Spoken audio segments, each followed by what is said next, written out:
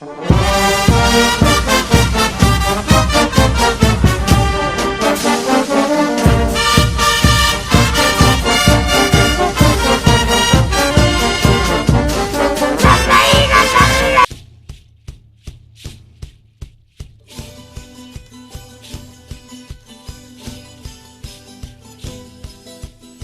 día, mi nombre es Fabricio Ignacio Hernández Paz, del curso quinto B de primaria. Soy del colegio Juan Pablo y Loyola. Para el concurso del carnaval nos tocó presentar la danza del Tinku. Dicha danza es un ritual que se realiza en el norte del departamento de Potosí. El origen de la palabra significa en quechua encuentro y en aymara ataque físico. Su vestimenta que llevan es la montera, yuchu, chuspa, tipa chupa o guayla, el chumpi o faja, la calzona o pantalón chaleco y las chicas o polainas. Gracias. Hoy estoy haciendo lo del Tinku, de carnaval. Primero tengo este que es para pintar lápices. Lo he pintado con colores llamativos.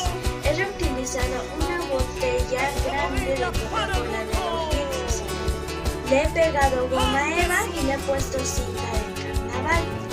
Y este fue el resultado.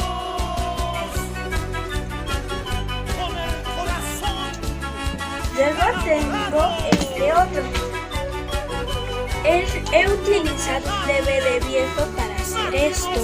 Después he utilizado serpentina. Unas cositas de los crayones. Yo ya iba a botar esos crayones, pero los he utilizado para hacer este diseño.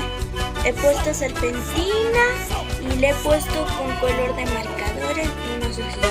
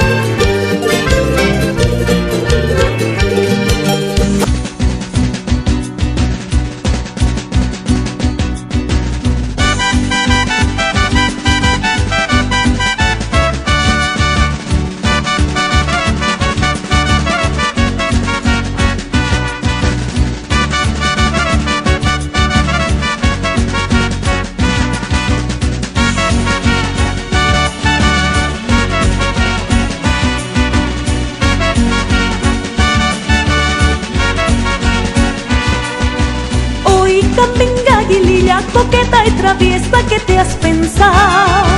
Echa la linda, la hermosa, creyendo que yo estoy enamorada, queriendo ser mi corteja, la paica ni bola, yo que le da, con su tipo y colorado adorno.